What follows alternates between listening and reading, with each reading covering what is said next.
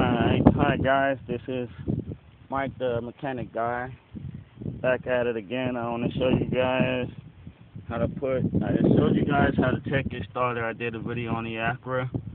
It's not the new starter, it's the same starter. I can't seem to find one used at this time, so I gotta deal with the heading of the starter to get it cranked for a while.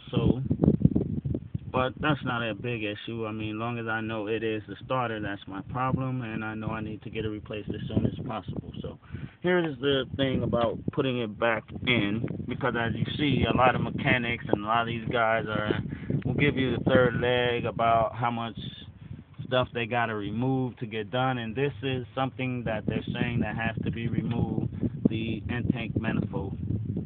So the air intake manifold. They're saying that has to be removed in order to get to your starter, because it is actually down between here, between there. Your starter sits in there. So, I mean, but it's complicated, but still, with an extension bar and the right tools, it comes out pretty easily. Getting it back in is going to be the hard part, though. So, you guys are going to get to see a small video on how to get it back in. First thing you want to do is disconnect your positive cable on the battery. That's the first thing, guys. If you don't do that and you mess around and that positive end touches something, you're going to be in trouble. So that's the first thing you want to do. The next step you want to take is, I'm not real comfortable with putting the starter back in with that like that, because of all the negative energy down there. You don't want it. The starter's already acting up, so to put it back in that environment with the positive battery head sticking, the screw on the positive battery terminal sticking out like that, is very dangerous, especially if you have the positive hooked up with the small space you have to work with in these cars. So what I want to do is either get some duct tape or some electrical tape and put around there. So just take a small pause, and I'm gonna walk inside and see if I can grab some electric tape or some duct tape.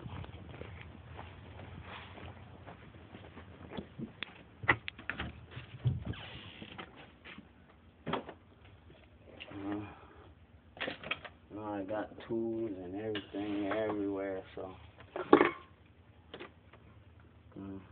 might take me a little while to find some.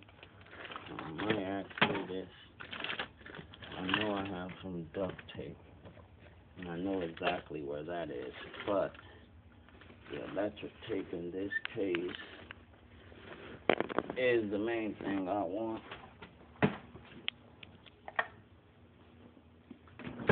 But I mean, it's not all that likely that it will touch anything after it's installed. It's just while installing it, you want to be extra careful.